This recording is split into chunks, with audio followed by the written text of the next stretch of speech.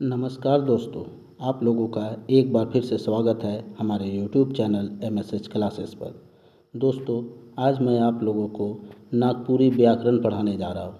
नागपुरी व्याकरण में आज हम लोग संज्ञा पढ़ेंगे। ठीक है दोस्तों, संज्ञा, क्योंकि इसी से अभी जो नगर पालिका का एग्ज़ाम हुआ उसमें भी बहुत सारा कन्फ्यूजन वाला क्वेश्चन था। तो आप लोग ध्यान से इस वीडियो में बने रहें, यह बहुत ही आपको हेल्प पहुंचाएगा। चलिए, सबसे पहले हम लोग संज्ञा की परिभाषा देखते हैं। संज्ञा की परिभाषा क्या कहती है? संसार कर सौभे जिनिस, ठीक है, संसार का सौभे जिनिस, जिनिस अर्थात वस्तु, मनक नाव के संज्ञा कहल जाएगा। अर्थात इस संसार में, इस दुनिया में जितने भी वस्तु है उन सभी का नाम को ही संज्ञा कहा जाता है। ठीक है। दोसर शब्द में कोनो आदमी, जिनिस, जिनिस मतलब चीज़ या वस्तु, ठाव, भाव चाहे गुण मनक नाव के संज्ञा कहल जाएगा। ठीक है। मतलब कि इस संसार में जितने भी लोग हैं, कोई वस्तु है, कोई जगह है, या किसी तरह का कोई भाव है, या किसी तरह का कोई गुण है, उन सभी के नाम को क्या कहा जाता है? संज्ञा कहा जाता है। ठीक है। चलिए एग्जाम्पल में देखते हैं। जैसे मंगरा ये नाम हो गया, केरा ये क्या है? फल का नाम हुआ, केला को केरा कहते हैं।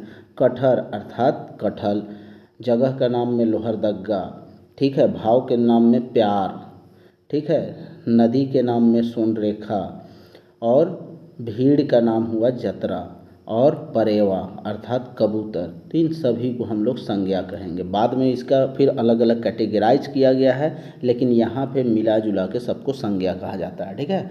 संज्ञा के कितने भेद होते हैं, हम लोग भेद की चर्चा करते हैं। ठीक है। क्वेश्चन यहाँ से रहता है।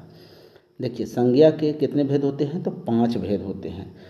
सबसे पहले व्यक्तिवाचक संज्ञा, जातिवाचक संज्ञा, पहला में हो गया व्यक्तिवाचक, दूसरा में हो गया जातिवाचक, तीसरा हो गया आपका भाववाचक, ठीक है, और चौथा हो गया समूहवाचक, और पांचवा जो भेद है वह क्या है? द्रव्यवाचक संज्ञा। ठीक है। तो ये संज्ञा का 5 भेद हुआ। अब एक एक करके हम लोग सबके बारे में चर्चा करते हैं। चलिए, सबसे पहले हम लोग देखते हैं व्यक्तिवाचक संज्ञा किसको कहते हैं। ठीक है। व्यक्तिवाचक अर्थात व्यक्तिवाचक, ठीक है। तो जोन शब्द से केव खास आदमी, ठीक है, कोई भी खास आदमी जगह या ठाव चाहे चीज वस्तु कर बोध होवेला उके व्यक्तिवाचक संज्ञा कहल जाएगा। मतलब कोई खास का, जैसे आदमी, वहाँ तो टोटल आदमी को हम लोग संज्ञा कह दी, लेकिन व्यक्तिवाचक संज्ञा में कोई खास आदमी, जैसे किसी खास के बारे में अगर वर्णन किया जाए, या कोई खास जगह के बारे में बात किया जाए, या कोई खास वस्तु के बारे में अगर बात किया जाए, तो उसे हम लोग संज्ञा कहेंगे। ठीक है। व्यक्तिवाचक संज्ञा कहेंगे। अब एग्जाम्पल देखते हैं। एग्जाम्पल देखने से आपको ये क्लियर हो जाएगा।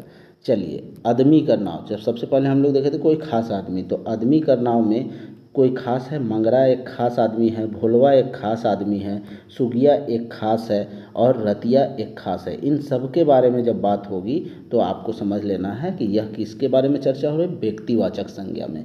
नदी का नाम, नदी का नाम जैसे दामोदर एक खास नदी है, सवर्णरेखा अर्थात सोनरेखा, सवर्णरेखा यह भी एक खास नदी है। कोयल एक खास नदी, क्योंकि एक नदी के बारे में बात हो रही, नदी ने, नदी का नाम दिया हुआ है एक नदी, तो इसीलिए यह भी व्यक्तिवाचक संज्ञा के अंतर्गत आ गया। गांव का नाम में जैसे ठाकुर गांव, ठीक है, हम ठाकुर गांव के रहने वाले हैं, इसीलिए यहाँ पे ठाकुर गांव लिख दिया। ठीक है। तो ठाकुर गांव, पिठोरिया में नागपुरी संस्थान है तो पिठोरिया, कांके में पागल खाना है तो कांके। तो ये सब खास जगह का जिसमें बोध हो वो व्यक्तिवाचक संज्ञा होगा। राज्य का नाम, ठीक है, अर्थात राज्य का नाम, जैसे झारखंड एक राज्य है, बिहार एक राज्य है, भूटान एक राज्य है। ठीक है। जैसे भूटान एक है ना, तो भूटान, तो यहाँ पे क्या है? भूटान एक राज्य या देश, वो दोनों हो जाता है। ठीक है। तो हम लोग भूटान डहर देते हैं, भूटान डहर में भूटान के बारे में, क्योंकि जब इंसान किसी को अपने इलाके में काम नहीं मिलता है तो काम की तलाश में वो लोग, पहले क्या होता था, चाय बागान में जाते थे, असम भूटान। ठीक है। तो इसीलिए ये भूटान डहर उस कहानी का नाम पड़ा था, तो यहाँ पे भूटान भी हो जाएगा। ठीक है। चलिए, देश का नाम, तो देश का नाम में भारत, चीन, नेपाल। पुस्तक का नाम में तो बनकेवरा, पुस्तक का नाम में क्या है, बनकेवरा, मंजर या अंगना। तो दिशा का नाम में पूरब सबको पता है, पश्चिम सबको पता है, भंडार कोना। ठीक है, भंडार कोना बोले तो आपका हो जाता है पश्चिम और पूर्व का जो मामला आता है उसी को भंडार कोना कहते हैं। पर्व त्यौहार, पर्व त्यौहार में करम, सरहुल, जितिया, ये सभी खास पर्व का बात हो रहा है, पूर्वा पर्व का नहीं, खास पर्व। जैसे खास पर्व में करम एक खास पर्व है, जितिया है एक खास, सरहुल एक खास। तो ये क्या हो जाएगा, ये सभी व्यक्तिवाचक संज्ञा के अंतर्गत आएगा। याद रखना है, यहीं से क्वेश्चन पूछ देगा, किसी को भी उठाएगा, बोलेगा ये किस संज्ञा का उदाहरण है, एग्जाम में ऐसे ही पूछता है। ठीक है, तो आपको ध्यान रखना है। चलिए सेकंड देखते हैं हम लोग, जातिवाचक संज्ञा। जातिवाचक संज्ञा जे शब्द से एके जैसन जीव चाहे वस्तु मनक बोध होले, जैसे एके जैसन बोला है, ठीक है, मतलब एक ही प्रकार का, या गोटेक जाइत कर बोध, या उस पूरे जात का बोध करवाए वाला संज्ञा के जातिवाचक संज्ञा। अर्थात पूरा उस समस्त जाति को ऐसा शब्द जिससे उस पूरी जाति का बोध होता है, उसे हम लोग क्या कहते हैं, जातिवाचक संज्ञा कहते हैं। जैसे दर्जी, दर्जी में किसी खास दर्जी का बात नहीं, पूरा दर्जी जात का बात। धोबी मतलब जो कपड़ा धोता है, तो उस पूरे धोबी जात की बात हो रही है। मास्टर मतलब कि आप चाहे प्राइवेट मास्टर हो, यूट्यूबर मास्टर हो, या फिर सरकारी मास्टर हो, कहीं का भी कोई मास्टर हो, तो उस पूरे मास्टर जात का बोध होता है। बहन मतलब किसी खास का बहन नहीं, इस दुनिया में जितने भी भाई वगैरह हैं उन सारे के बहन के बारे में बात हो रहा है। देवर, सारे देवर के बारे में। कुर्ता, ठीक है, कुर्ता अर्थात जितने भी कुर्ता है इस दुनिया में। धोती, सभी धोती की बात। छगरी अर्थात बकरी, जितने बकरी है। सुगा अर्थात तोता। आलू, लौवा, लौवा अर्थात लौकी, ठीक है। तो इन सभी के बारे में जहाँ पे एक ही वर्ड से पूरे जात का बोध हो, उसे जातिवाचक संज्ञा कहेंगे। एग्जाम्पल दे के पूछेगा, धोबी किस प्रकार का संज्ञा है बताइए, तो आपको बताना है कि वो धोबी में किसी खास का नहीं हो रहा, पूरी जात का बोध हो रहा है, तो आपको बताना होगा कि ये जातिवाचक संज्ञा है। चलिए नेक्स्ट हम लोग देखते हैं भाववाचक संज्ञा, ठीक है। भाववाचक संज्ञा देखते हैं, जोन शब्द से कोनो जीव चाहे वस्तु कर गुण दोष, ठीक है, गुण दोष, अवस्था, भाव या धर्म कर बोध होवेला, उके भाववाचक संज्ञा कहल जाएला। अब यहाँ पे क्या समझना है आपको, वैसा कोई भी शब्द जिससे किसी भी वस्तु का जो गुण है, या उसका कोई दोष है, या उस वस्तु की कोई अवस्था है, या किसी का कोई भाव है, तो इन सब के बारे में जिससे जानकारी मिलेगा उसी को हम लोग भाववाचक संज्ञा कहेंगे। एग्जाम्पल में देखिए, एग्जाम्पल से यह वर्ड क्लियर हो जाएगा आपको। एग्जाम्पल में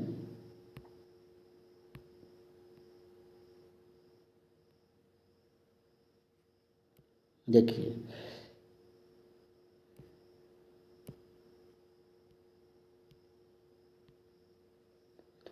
जैसे बेस अर्थात अच्छा, बेकार अर्थात खराब, बुढ़ारी अर्थात बुढ़ापा, चौड़ा अर्थात चौड़ा, ठीक है। गुण में देखते हैं, गुण में क्या है, गुण में बुद्धि अर्थात वह बुद्धिमान है, चतुर अर्थात वह चतुर है, देर अर्थात वह देर करता है हर चीज़ में, सुंदरय अर्थात वह सुंदरता है, सुंदरई मतलब किसी भी काम को अच्छे से कर लेना सुंदरई है, ठीक है। भाव में दुलार, यारी, दुश्मनी, ये सब भाव को दिखा रहे, क्योंकि दुलार आप किसी से कर रहे हैं, प्यार किसी से कर रहे हैं, तो वो दिखता नहीं है, वो भाव को बताता है, ठीक है। वह हमसे बहुत ज़्यादा दुलार प्यार करता है, उसकी यारी मेरे पे बहुत अच्छी है, गहरी है, हम उससे दिलो जान से दुश्मनी निभाते हैं, तो ये सभी आपका भाव को दिखाता है। अवस्था, जवानी, बुढ़ारी, छुआरी, ठीक है। तो ये सब क्या है कि उसकी अवस्था को बता रहा है, वो लड़का है, वो आदमी है, लेकिन कैसा है, जवान है, वो आदमी है लेकिन कैसा है, बुढ़ापा में है, ठीक है, बुढ़ा चुका है, वो कैसा है, वह छुआली मतलब वो अभी बचपना है उसमें।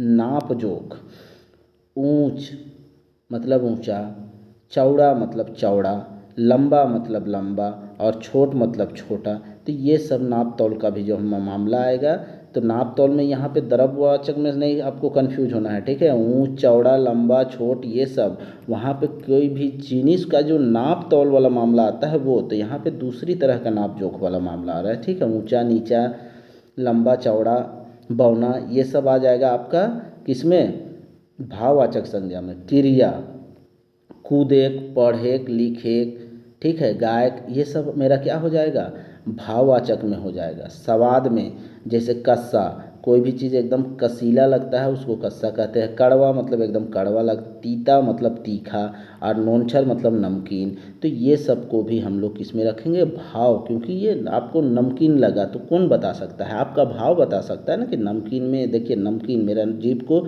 अच्छा लग नहीं रहा है तो वो नमकीन है। नहीं दिखे वाला भाव जैसे माया दुख लालच, ये सब कभी दिखता नहीं है। आप किसी से माया कर रहे हैं तो वो दिखता है, नहीं दिखता। आपको दुख है तो क्या कितना दुख है ये कोई पता कर सकता है। आप में लालच है, ठीक है, अभी जैसे आप लोग तैयारी कर रहे हैं तो सचिवालय में के लिए एक आपको सीट चाहिए, ये एक आपकी लालच को दिखाता है। आप जितना ज़्यादा पढ़ रहे हैं समझ लीजिए कि आपको लालच उतना ही ज़्यादा है। तो ये सब आपका किस में आ जाएगा, भाववाचक संज्ञा में आ जाएगा। चलिए नेक्स्ट हम लोग देखते हैं समूहवाचक संज्ञा।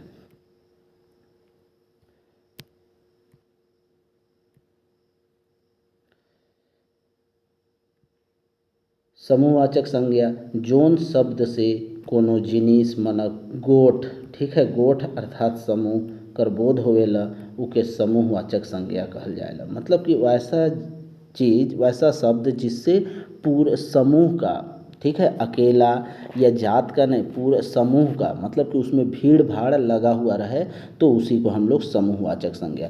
जैसे जतरा, तो जतरा एक दो आदमी से मिलके नहीं बनता, उसमें बहुत सारा भीड़ भाड़ वाला इलाका होता है। सेना, तो सेना में किसी एक सेना के बारे में बात नहीं हो रही, पूरा सेना मतलब झुंड, सिपाहियों का झुंड वो सेना। बैठकी मतलब अकेला कोई इंसान बैठा हुआ है तो वो बैठकी नहीं कहलाएगा, बहुत सारे लोग जब बैठकी में बैठते हैं तब वो बैठकी कहलाता है, ठीक है। हाट मतलब कि हाट मतलब क्या होता है, बाजार, तो बाजार एक आदमी से नहीं लगता है, बहुत सारे लोग मिलके बाजार लगाते हैं, ठीक है। गोठ मतलब कि बहुत सारे लोगों का भीड़। मेला, जतरा या मेला एक ही चीज़ है। पंचायत मतलब पंचायत भी आदमी लोग करता है, तो पंचायत कोई एक आदमी से मिलके नहीं होता है, बहुत सारे लोग मिलके पंचायत करते हैं। भीड़। कूधा, कूधा मतलब कि किसी भी सामान या किसी भी वस्तु का जो एक जगह जमा करके रखा जाता है उसी को कूधा कहते हैं, ठीक है। गुच्छा। गांज मतलब जैसे कि हम लोग क्या जानते हैं, पुआल का गांज होता है, मीन्स कि पुआल को एक जगह रखना या किसी भी सामान को एक जगह आप ऊंचा करके रख देते हैं या एक जगह आप जमा करके रख देते तो वही गांज कहलाता है। दरबार मतलब कि दरबार में कोई एक आदमी ने टीम, टीम जैसे देखिए टीम में क्या, जैसे भारतीय क्रिकेट टीम, तो क्या एक ही लोग होता है, नहीं ना, वहाँ 10-12 लोग मिल के बनते हैं, मतलब कि 15 तो ऐसे ही हो गया, खिलाड़ी हो जाता है, फिर मैनेजमेंट वाले लोग होते हैं, तो वे सब मिल के टीम बनते हैं। सभा वैसे ही है, थाक वैसे ही है, दल वैसे ही है। तो ये थाक को याद कर लीजिएगा, ये थाक क्या होता है एक्चुअल में हमको भी नहीं पता, बुक में था लिख दिए, ठीक है। अगर किसी को थाक क्या होता है पता है तो कमेंट सेक्शन में बता दीजिएगा, ठीक है। चलिए तो ये सब आ जाएगा समूहवाचक संज्ञा में। चलिए नेक्स्ट देखते हैं हम लोग द्रव्यवाचक संज्ञा। जोन शब्द से कोनो धातु, अब यहाँ पे देखिए धातु, धातु एक वर्ड आया, धातु चाहे द्रव से जुड़ल पदार्थ मनक नापेक जोखे बोध होवेला उके द्रव्यवाचक संज्ञा कहल जाएला, ठीक है। नापने जोखने का मामला आ रहा है लेकिन किसमें, द्रव्य या धातु में, ठीक है। तो उन सबको नापने जोखने का मामला आए तो उसे हम लोग क्या कहेंगे, द्रव्यवाचक। जबकि ऊंचा नीचा चौड़ा बौना लंबा ये सब नहीं आएगा, ये सब भाववाचक संज्ञा में चला जाएगा। अब यहाँ पे क्या है कि धातु वगैरह में जैसे माटी हो गया, सोना चांदी कांसा लोहा पीतल पानी घी तेल दूध, ये सभी मेरा किस में आ जाएगा, ये सबको नापने का जो मामला आएगा, नापने जोखने का, तो ये द्रव्यवाचक संज्ञा में आएगा। तो इस तरह से हम लोग संज्ञा पूरी तरह से देख लिए। अगर इसमें आपको कहीं भी कोई दिक्कत हो तो आप लोग कमेंट सेक्शन में ज़रूर बताइएगा। कल हम लोग नेक्स्ट वीडियो में मिलते हैं, ग्रामर में ही मिलेंगे, व्याकरण का जहाँ, ठीक है, नागपुरी व्याकरण का ही। इसी तरह से हम लोग सारा व्याकरण करते हैं 2-4 दिन के अंदर में, ठीक है। इससे क्या होगा कि आप नागपुरी में अच्छा स्कोर ले आइएगा, 90+ का स्कोर। अगर आप जो भी वीडियो अपलोड है MSH क्लासेस का, उसको शुरू से आखिरी तक अगर हर एक वीडियो का देखिएगा तो 90 प्लस स्कोर का वादा है। ठीक है, कहीं नहीं जाएगा दोस्तों।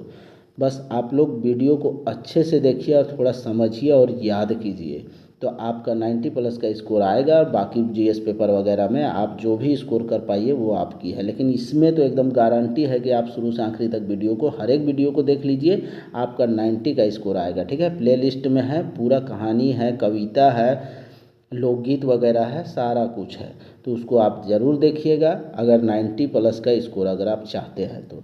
चलिए, कल हम लोग फिर नेक्स्ट वीडियो में मिलते हैं, तब तक के लिए जय हिंद।